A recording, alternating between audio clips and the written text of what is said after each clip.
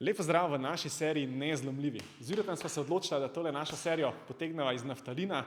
Zdaj je pred vrati smučarska sezona, Jure se že pripravlja in mislim, da je res zadnji čas, da sami preverite, če ste dobro pripravljeni za smučarske užitke na belih strminah. Jure, kaj sva danes pripravila? Ja, glejte, zunaj sneg je, torej res smo v pravi smučarski sezoni, trenutno smučišča so polna snega in da ne bodo naše poslovalnice tudi polne poškodovanih, kajti vsako leto moram reči, da dobimo največ poškodovanih ravno iz enega športa in to je Smučanje. Smučanje, yes! Torej najbolj nevaren šport, kaj bi rekla? Ja, v bistvu ena taka klasika je poškodba sprednje križne vezi, to je kar taka komplicirana zadeva, včasih pride to v paketu, se pravi takem trojčku, poškodba sprednje križne vezi, stranske, medialne in še meniskusa. Ulala. Ja, in danes sva s kolegom pripravila, da bomo res nezlomljivi, en test. Test, po katerem boste lahko pogledali, ali ste zares pripravljeni za smučanje. Torej, a sploh lahko greste na smučišče, a morate najprej imeti zagotovljene sploh tele naše vaje za moč. Naj vam poveva še par pomembnih stvari. Zakaj ravno smučanje? Zakaj je smučanje tisti šport, ki je najbolj nevaren šport dejansko za večino današnje populacije? Daj, ene par mojih opažanj oziroma čisto iz strokovnega stališča. Pri smučanju je v nasprotju, če vzamemo recimo dost drugačen šport smučanja, ki se tudi dogaja v zimskem času, recimo tek na smučeh, je smučanje veliko bolj nevaren šport preprosto zato, ker je možnost nadzora pri smučanju bistveno manjša in možnost tega, da si vi obremenitev postavite glih toliko, kolikor trenutno zmorete, je pri smučanju bistveno manjša. Hitro pridete v hitrosti in obremenitve in sile, ki so za vas in za vašo fizično pripravljenost lahko prevelike. Zato je pri smučanju toliko bolj pomembno, da ste čez leto si zaslužili, da greste na smučanje. Čez leto z delom pri nas v telovadnici. Ja, ker se veste, pri smučanju hitro se zgodi na malo bolj strmem terenu, v majčkeno ide ven iz zavoja in kar naenkrat se peljete 40-50 na uro. In če zdaj to povežete s tem, da ko vam mi damo nalogo tukaj, da naredite en izpadni korak nazaj in vas že pri tej vaji stalno zanaša levo-desno, in zdaj, če se morate še peljati 40-50 na uro in potem nekako odvit, pa povežete nek ta gib, ki vas zanese, bo hitro prišlo do tega, da vas bo še malo zanesel, pa bo koleno sam obrnil. Tako da smučanje je res ena taka prava kombinacija tega, da pride do neke poškodbe. Tako kot si omenil, tek na smučeh je precej bolj varna zadeva, dokler ostajamo na ravnini. Vsi, ki ste že šli kdaj, ne vem, se pravi, tekaškimi smučmi, recimo v Tamar, ste pa že tudi izkusili to, kako je potem, ko rata zadeva malo hitrejša, tam pa tudi ni več tazga nadzora in tudi tam seveda lahko pride ravno tako do poškodbe. Sicer tista smučka ne zagrab tako agresivno, kot zagrab alpska smučka, ker nima robnika, ampak vseeno. To, kar govoriva o teku na smučeh, govoriva predvsem o teku na smučeh po ravnini. Ta je precej bolj varen, ja.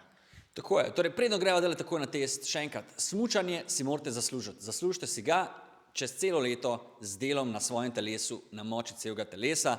Pa še nekaj, če se prej niste pripravljeni na smučanje, ne samo da tegate največje poškodbe ravno pri smučanju, tudi sam užitek smučanja ne bo ravno najboljši, če ne boste fizično se prej pripravili, ker boste po 3 urah že gotovi oziroma ne boste mogli delati toliko dobrih zavojev, kot bi jih lahko delali. Ok, greva zdaj mi v akcijo. Ja, evo, Jure bo kar vzel tamle en kettlebell, pa bo prikazal prvi tak test. In to bo že tudi, ta test je ne nazadnje tudi ena od pripravljalnih vaj. Da ne bo edina priprava na smučanje ta, da boste nabrusili robnike in namazali smučko, ampak da se tudi kaj fizično pripravite. In torej prvi izziv, ali se zaslužite smučanje, je vaja počep in to 20 ponovitev z 1/3 vaše telesne teže. Kaj to pomeni? To pomeni, da če ste težki 100 kg, si boste mogli vzeti kettlebell oziroma neko tež, ki ima težo okoli 30 kg.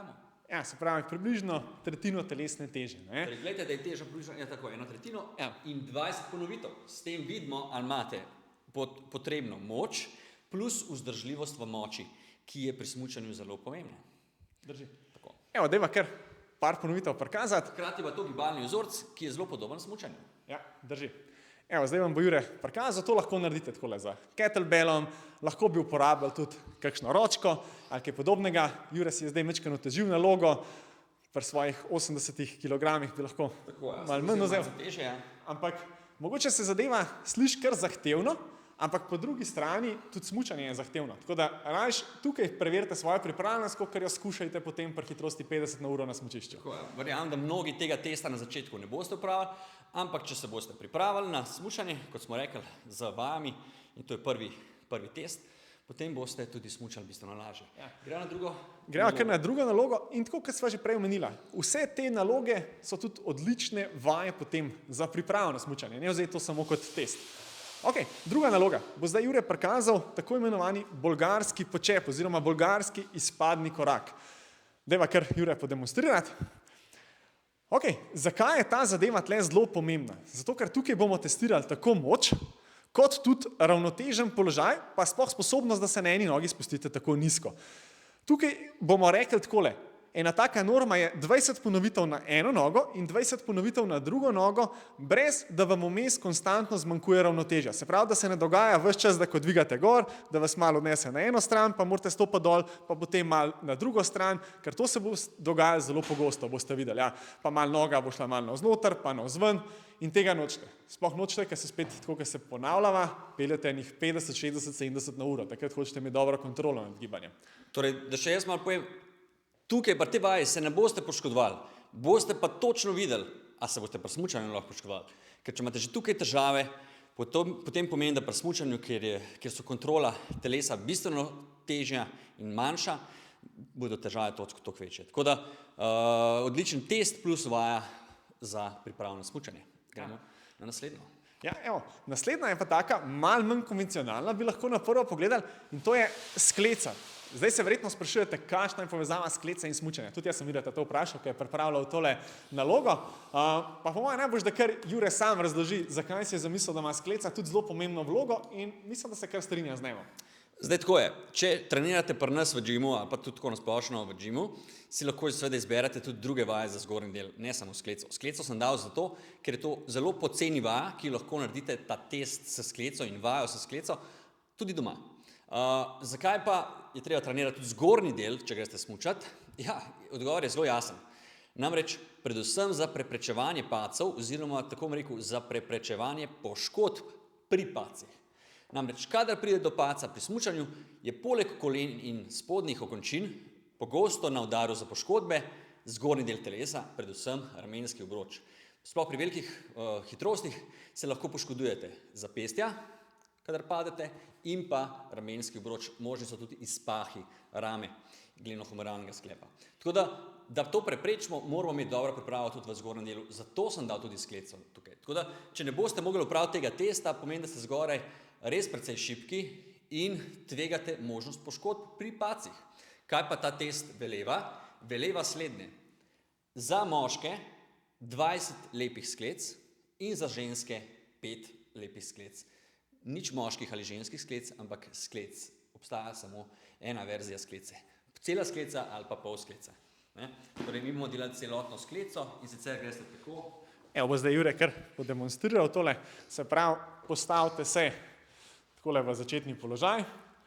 Okay. In zdaj, ko se bo spuščal dol, roke potujejo majčkeno bolj ob telesu, lepo nizko, lahko si tlele po ta prstni del nastavite tudi eno kocko in lepo se s prstnim delom potem bi lahko tudi ves čas dotikali te kocke in do konca gor dvignete. Za moške to pomeni 20 sklec, za ženske 5 sklec. Zdaj, če tega testa ne opravite, smučali verjetno ne boste nič kaj dosti slabše, ampak je pa precej večja verjetnost, da če boste padali, se lovili na roko, da bo prišlo do takrat do neke poškodbe. Močnejši, ko boste, telo je bolj robustno in s tem prepreči marsikatero poškodbo. Ok, še zadnja. Ja, drži. Še zadnja taka zadeva je pa ta, ker z vsemi temi stvarmi se pripravljate doma, v vaši dnevni sobi, v telovadnici, pri nas v džimu, kakorkoli. Ta zadnja se pa zgodi na belih strminah, ker ko boste šli prvič smučati, boste gotovo videli, da še niste v neki dobri specifični pripravnosti, zato je en tak najboljši nasvet, da si za začetek za prvič kupite 2 ali pa 3 urno karto, pa pač 2-3 ure odsmučate, se takrat dobro pripravite, izberete malo lažje terene, Malo morate tudi povaditi spet to specifično zgibanje. Mogoče niste smučali pač od lanske zime, lahko niste smučali 2 leti, 3 leta ali več. In pač rabite se malo specifično adaptirati. Mišice se morajo točno na določene gibe navaditi. Vi se morate tudi ustrezno navaditi, kako se boste pozicionirali, ker je precej večja obremenitev, če boste bolj po domače nariti, se pravi nazaj pomaknjeni, a se boste pomikali naprej in da dobite spet te prave občutke, boste to dosegali samo za neko specifično adaptacijo, specifično pripravo. Tako da ne se ta prvič zapeljati, ne vem, v Avstrijo, v Turacher in potem, ker se je do tja kar nekaj vožnje, je škoda tam kupiti 3-urno karto in potem kupiš tam za cel dan, smučaš 8 ur, to je tak idealen scenarij, da se potem tam v popoldanskem času zgodi neka poškodba. Ker morate vedeti eno, to pravi statistika, poškodba se zgodi ali takoj na začetku, ker ste še slabo ugreti in še malo mogoče zaspani in nepripravljeni na zavoje, ali pa se bo zgodila v tistih ta zadnjih vožnjah, pač zato, ker takrat ste utrujeni. To velja za kjerkoli šport, smučanje pa še toliko bolj riskanten, kot sva že na začetku povedala, zakaj. Ja, nič. Zdaj pa preizkusite se pri teh naših testih. Torej še enkrat ne ponoviva, počep z utežjo spredaj 20 ponovitev s težo 1/3 vaše telesne teže, 20 ponovitev. Druga, bolgarski izpadni koraki, vsaj 20 ponovitev na nogo, pri čemer vam ne sme koleno plesati levo-desno. Tretja vaja, skleca, vsaj 20 ponovitev za moške, vsaj 5 za ženske in pa seveda specifična adaptacija, to pa sami naredite na smučišču, s tem, da ne začnete prvega, drugega smučarskega dne v letu, kar tako na cel dan, ampak greste na neko krajšo dopoldansko karto. To je to.